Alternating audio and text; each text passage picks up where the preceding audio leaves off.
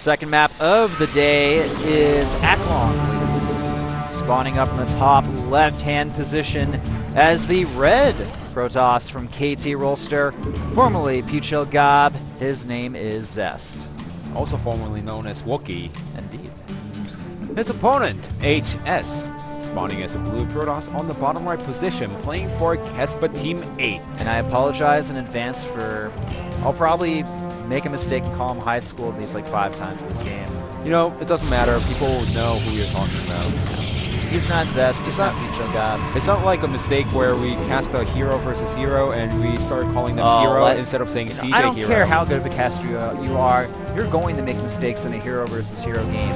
Both players have the same name, and they're the same race. It's a mirror matchup. That's like, if you get that right, if you can get it perfect, man, it's like black magic.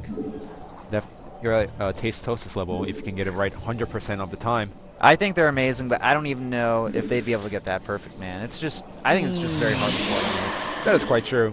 Maybe if you casted them like 10 times or something. Then you'll get used to it, and then you'll actually create your own nicknames for these players. Yeah, exactly. You would have to just make nicknames by that point.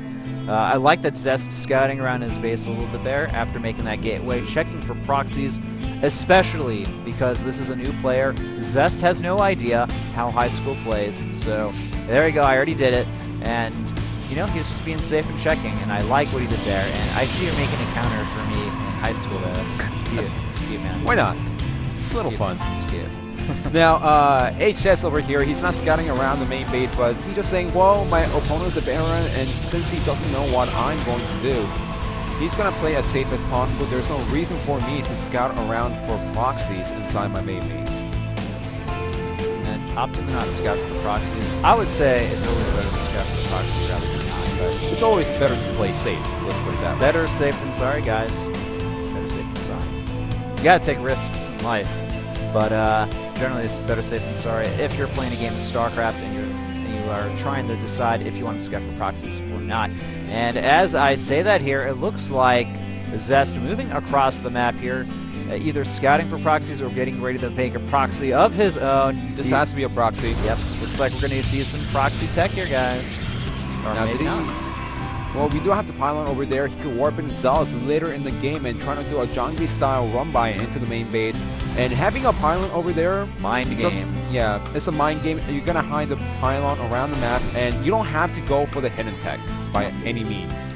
I really like that Protoss players are starting to do this more in Pro League because it confuses your opponent, and they're not sure if you are going to proxy them or not, because they'll know based on the amount of pylons that they have that you have in your base if you're going to go for a proxy tech or not. But at the same time, you can just double fake them out. Essentially, it's like meta gaming them. Essentially, that is quite true. But also, you could get the Zealous over there, like I said, Zhongli run by, and I've had a lot of success with the build. Actually, you know, my opponent tries to go for the 3-gate pressure. They try to attack into the main base. I just warp in 2 Zealots, and it deals a ton of damage. Also throws your opponent out of position. Yeah. So it's just much better for the longer run throughout the whole game. Now, HS, he's going to try to pressure his opponent with the Stalker and the Zealots, but his opponent already has the same unit count and the force field. Yeah, see, he's perfectly fine there. Zest won't take any damage whatsoever here. But Zest did not trap the Zealot. No, did not trap it. Unfortunately not.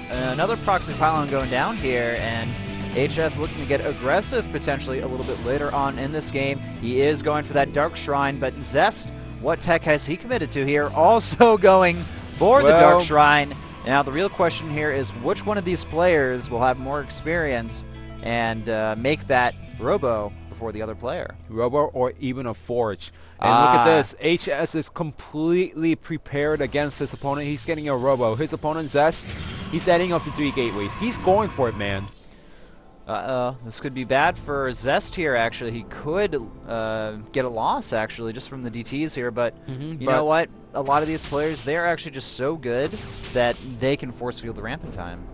And also remember the gateway count. Yeah. There's only 2 gateways out for HS, and Zest going for 4-gate. He's going for the 4-gate DT expand build here, and things are not going to fare well for Zest here once he realizes what's going on. He's going to need to have his units perfectly prepared for this, and essentially he's going to have to put down the Robo immediately. He's going to need to put down and force field that off correctly. Will he notice that the DT is coming in here? Zest! Oh, he doesn't notice, and the DT gets into his main base, sniping off the sentry here. That's going to be pretty much it, man. I don't think Zest will be able to recover from this, but he's not going to leave quite yet. Making 2 DTs of his own, wants to try to, you know, get his opponent off guard, but the Observer is out for HS here. It looks like he will be able to secure a win against Zest, and nice debut in Pro League with the first victory against one of the best PvP players. GG. So high school taking out Zest in his first appearance in Pro League. Gotta be feeling really, really good about that. And you know what? His build was a little bit safer, a little bit less risky, and because of that, he essentially won the game. Look at Argo, how happy he is today.